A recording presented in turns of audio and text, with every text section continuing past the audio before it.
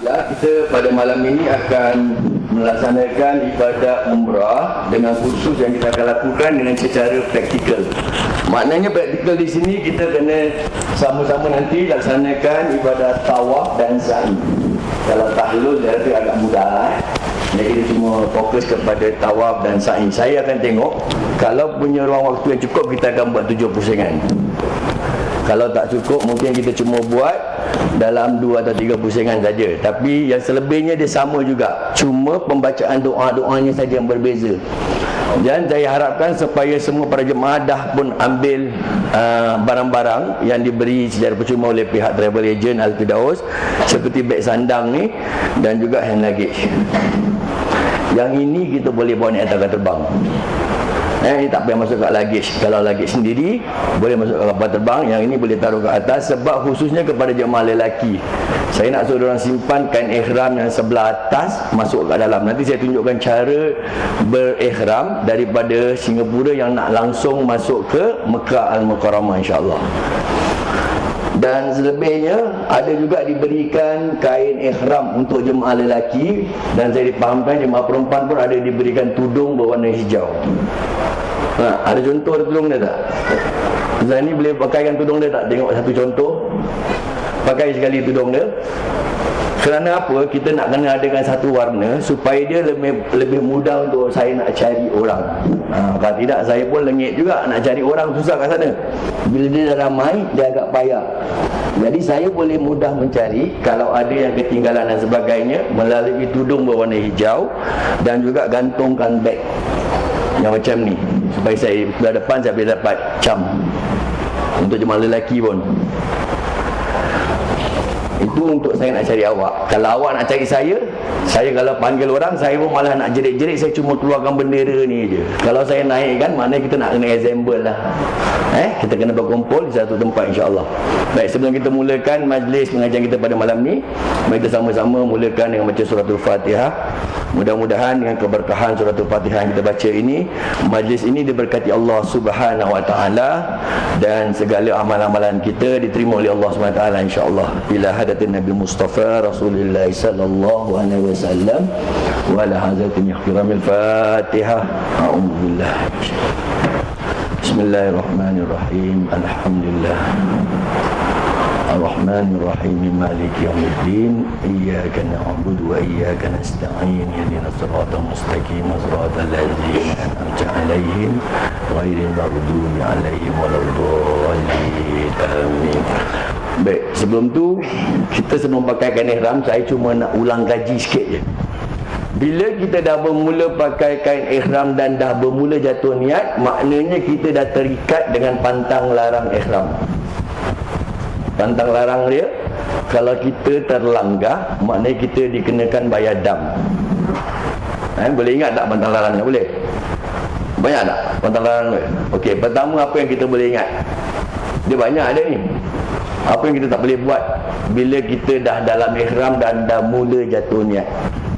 Pertama, okeylah, saya kasih satu dulu.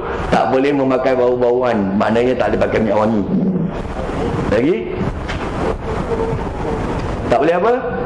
Sikat rambut. Sikat rambut pun tak boleh. Takut tersikat rambut kita ikut gugur. Kalau orang perempuan yang buka tudung dia ada rambut melekat macam mana? Boleh? Kalau buka tudung rambut melekat boleh. Itu bukan kita gugurkan, dia memang dah gugur macam dia. Cara yang kita gugurkan tak boleh. Gugurkan rambut, semua rambut termasuk juga bulu hidung ke, bulu ketiak ke. Janganlah dah pakai ihram nak cabut bulu ketiak pula. Kalau ia pun tunggulah tahlul. Okey, lagi apa lagi kita boleh ingat? Potong kuku. Apa lagi? Perempuan pakai gelas boleh? Tak boleh tutup tangan tak? Perempuan semua anggotanya adalah aurat kecuali muka dan 2 telapak tangan. Okey, yang lelaki pun dah dapatkan ihram belum? Dah. Okey, minta kerjasama. Puan Zaini kalau boleh naik atas sekejap. Tunjukkan cara pakai kain ihram.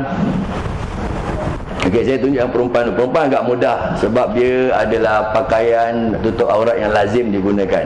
Baik, ini adalah keadaan wanita yang dalam keadaan ihram, dia boleh pakai semua barang yang sama macam harian, tapi yang dia tak boleh adalah tutup muka dan tutup dua telapak tangan. Maknanya tak boleh pakai glove. Pakai glove tak tengok? Tak pakai glove, okey. Tak pakai glove boleh. Sarung kaki pun boleh pakai. Kalau pakai kasut, kena pakai selipar yang boleh nampak jari kaki kat depan dan juga kaki kat belakang. Untuk lelaki khususnya, tak payah nak pakai kasut krok pun tak payah. Kasut-kasut semua boleh simpan dulu. Kita pakai selipar sampai dah tahlul, baru kita pakai kain ihram. Baru kita boleh pakai baju yang biasa kita gunakan selalu. Okey, terima kasih. Okey, itu satu contoh dia. Okey, lagi apa lagi kita tak boleh buat dalam keadaan ihram? Boleh ingat apa? Banyak. Ada tapi semua tak ingat. Macam mana? Saya dah pakai kain ihram, lepas tu saya pula mandi pula dengan sabun, boleh? Sabun nak pastikan sabun tu tak wangi. Kalau sabun tu berbau wangi tak boleh. Dia kena bayar dam. Nanti saya tunjuk cara pakai ihram. Bila dah pakai kain ihram tu, kan, boleh spray tak minyak wangi sebelum jatuh niat? Sebelum jatuh niat boleh, tapi saya galakkan supaya jangan spray minyak wangi, sebab takut bau yang minyak wangi kita pakai tu dia lambat hilang. Bila dia lambat hilang, nanti kalau kita dah masuk bab jatuhkan niat, misal kata biasanya kita sampai kat hotel, saya suruh siapa nak angkat wuduk, buang air dulu ke apa, lepas tu kita akan kumpul kat lobi. Dan biasanya bila orang buang air, dia akan buka kain ihram. Bila dia buka kain ihram, dia tak boleh pakai kain ihram tu balik, sebab kain ihram tu masih berbau. Kalau dia pakai balik, maknanya dia dah pakai bau-bauan. Kalau dia nak pergi toilet, dia boleh buka, dia pakai kain ihram lain yang belum kena minyak wangi. Kalau dia pakai balik yang dah kena minyak wangi, walaupun dia pakai sebelum jatuh niat, dah tak boleh. Pasal bau dia masih ada lagi melekat kat situ. Jadi dia punya moral of the story is tak ada bau-bauan dalam keadaan kita berihram. Hingga bila? Hingga kita bertahlul. Okey, ada sesiapa yang masih belum dapat kain ihram lagi untuk jemaah lelaki? Berapa orang lagi belum dapat? Okey. Apa yang saya nak pesan, bila nak berangkat, dalam ni taruh kain ihram yang sebelah atas, dan dalam beg kecil ni taruh buku panduan yang diberi daripada pihak travel agent. Buku ni boleh taruh kat dalam.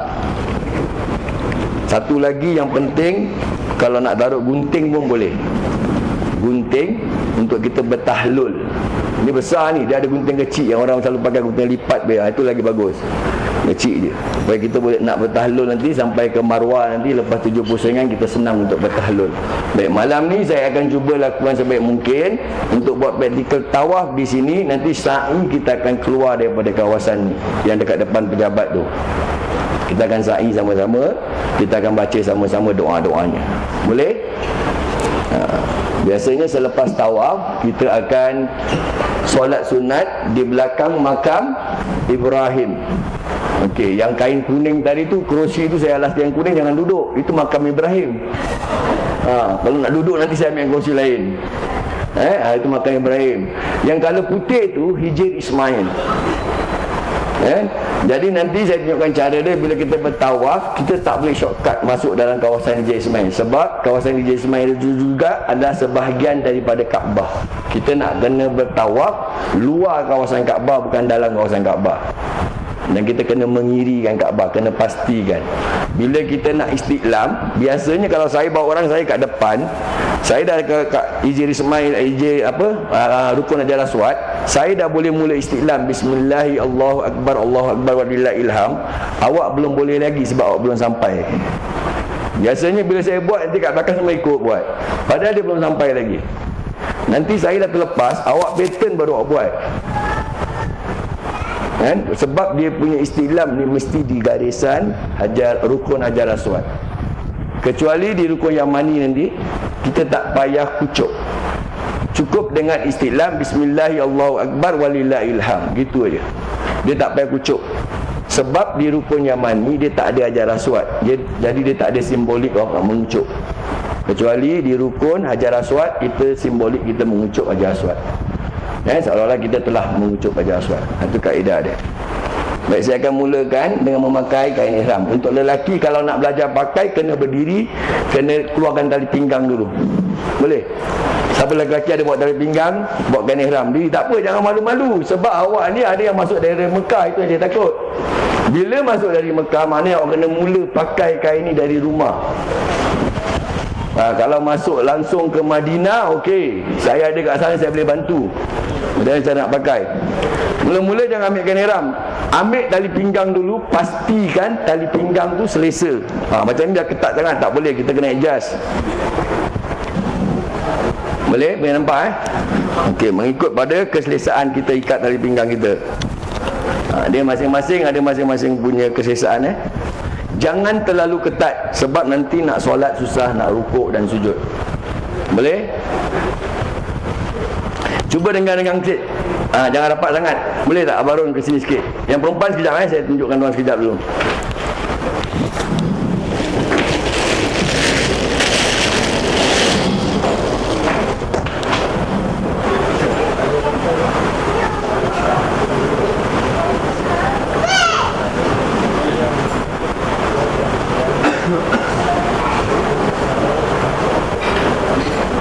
Baik. Lepas tu kita boleh pakai ihram kat rumah. Lepas pakai ihram, nak solat, sunat musafir dah dibolehkan. Kalau sunat ihram nanti kat dalam pesawat kita akan lakukan sunat ihram tersebut, insya-Allah.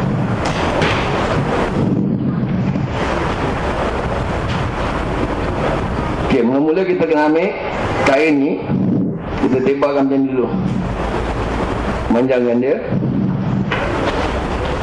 Cara ikat, sembarang cara boleh, yang mana ada keselesaan kita. Yang penting waktu kita nak berjalan, dia memudahkan dalam perjalanan kita. Boleh depan sikit tak? Macam sempit sangat saya kat belakang tu, kesian. Boleh? Ke depan sikit, kasih ruang pada rakan-rakan yang kat belakang. Okey, ambil yang ni dulu.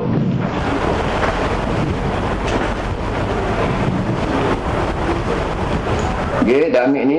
Dia tak kira, kiri boleh, kanan pun boleh. Jadikan satu kat depan ni, bawa ke kiri boleh, kanan pun boleh. Boleh? Okey, dah lepas ni, ambil tangan kanan kita, letak kat penghujung sini. Buat macam ni dulu, boleh? Lipatkan satu kali. Satu lipat, masuk lagi satu kali lipat, buat dua lipatan. Lepas tu kita ikat begini macam biasa dulu sekejap, baru kita gunakan tali pinggang ni.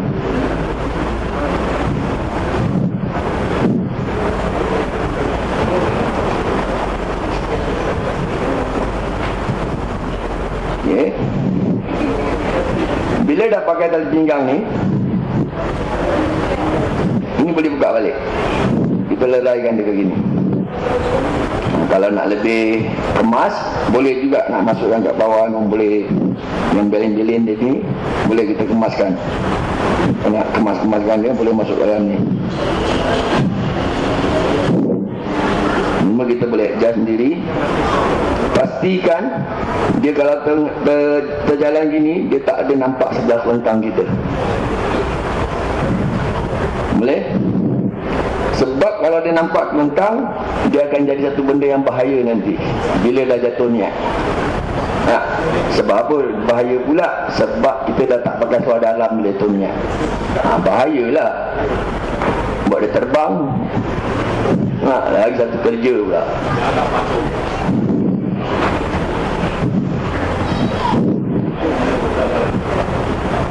Boleh? Itu aja. Pakai macam gini, boleh pakai baju, boleh pakai songkok.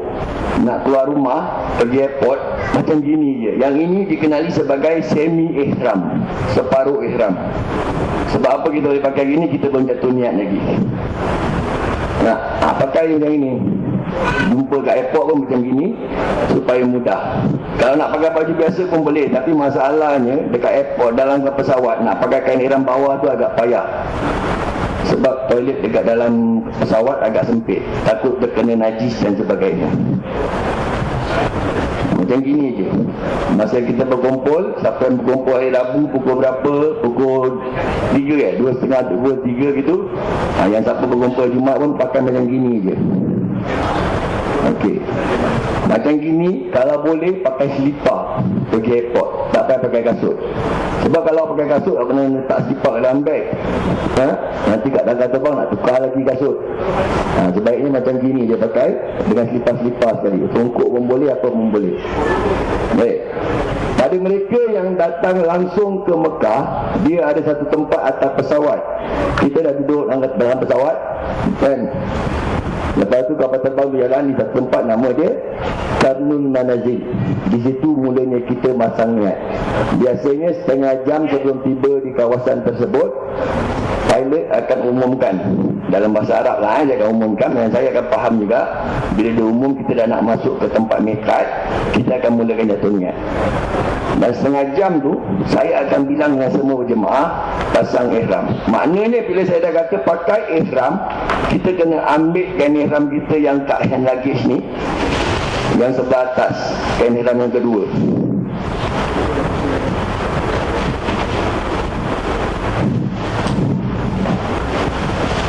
Okey. Ambil kain ihram yang kedua. Ini kita dah mula buka baju kita dalam pesawat.